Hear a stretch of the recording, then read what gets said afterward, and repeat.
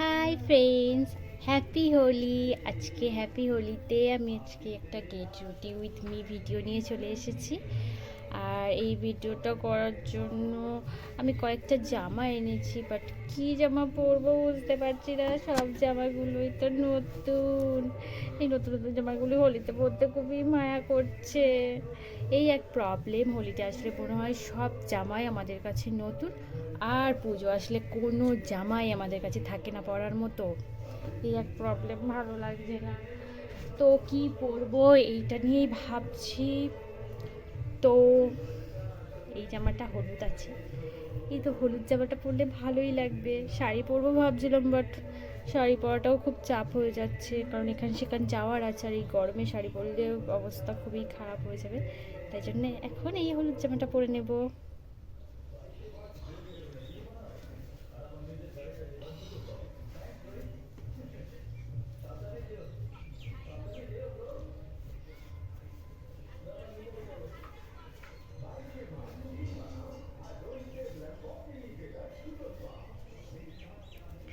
চলে এলাম আমি আমার জামাটা পরে। জামাটা তো পরে নিলাম, এবার কি করব খুবই কনফিউজ। কি করব, চুলটা কি করব না করব, বেশি সাজবো না, একদম হালকার মধ্যেই মেকআপটা রাখবো।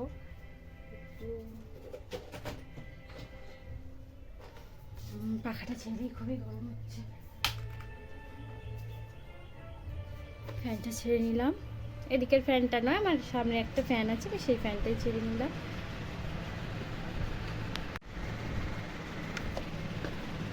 ময়শ্চারাইজার ক্রিমটা অ্যাপ্লাই করে নেব, কারণ রং করলে মুখ থেকে তো উঠতে চাইবে না। রং মাখবো না, যেহেতু ভেবেছি রং মাখবো না,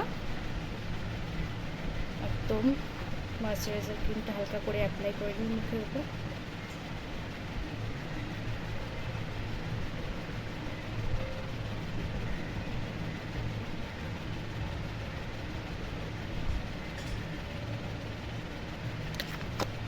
একটু বেশি করেই দিলাম, কারণ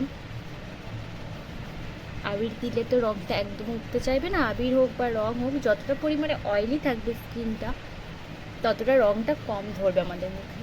একটু গলাতেও অ্যাপ্লাই করে নিই।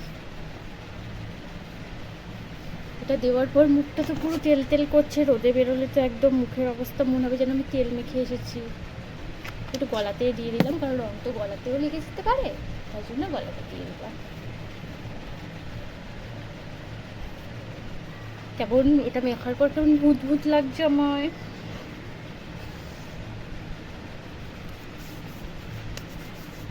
হাতে একটু পরে বডি লোশন অ্যাপ্লাই করে নেবো, আপাতত এটা একটু হাতে অ্যাপ করে নিচ্ছে।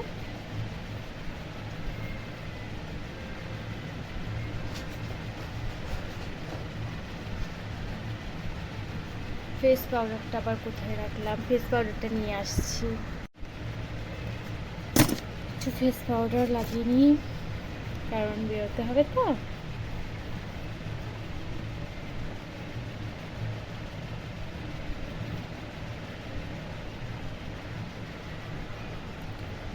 ফাউন্ডেশন আর অ্যাপ্লাই করলাম না, ঠেসে ঠেসে একটু ফেস পাউডারই অ্যাপ্লাই করে নিলাম, কারণ বেকার ফাউন্ডেশন মেখে কী হবে, সেই তো রং মাখিয়ে ভূত করে দেবে না।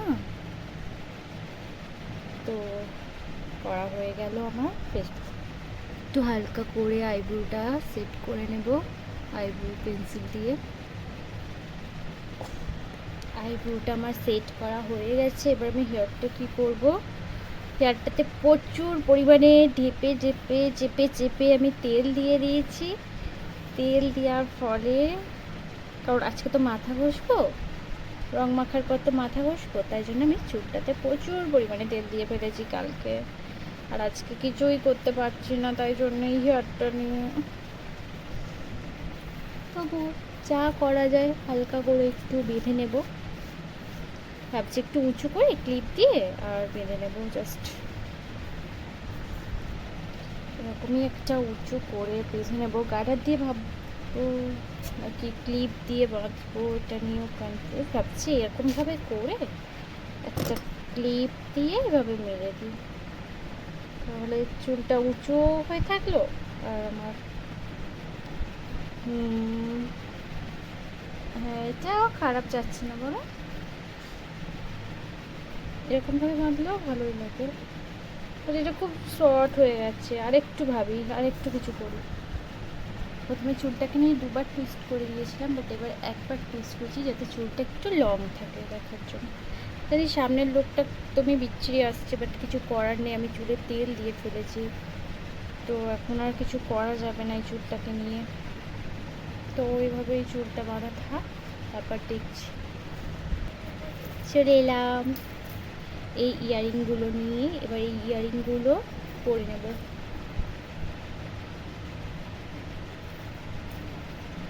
দুটো ঝুমকা পরলেই ভালো লাগবে দেখতে, কারণ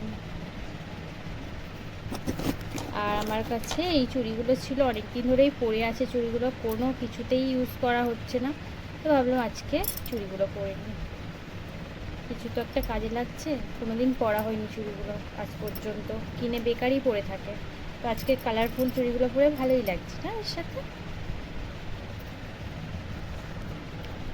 হালকা করে একটু লিপস্টিক পরে নিই।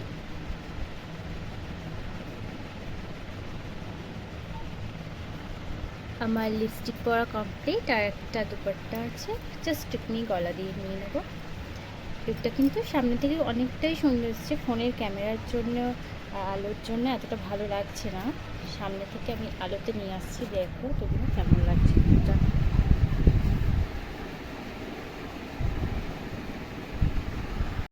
একটু বাইরে এসে ফটোশ্যুট করার জন্য এলাম, ঘরেই আছি, আলোর দিকে জানালার কাছে এলাম। তো দেখো এটা আমার ফাইনাল লুক, কেমন লাগছে জানিয়ে সবাই।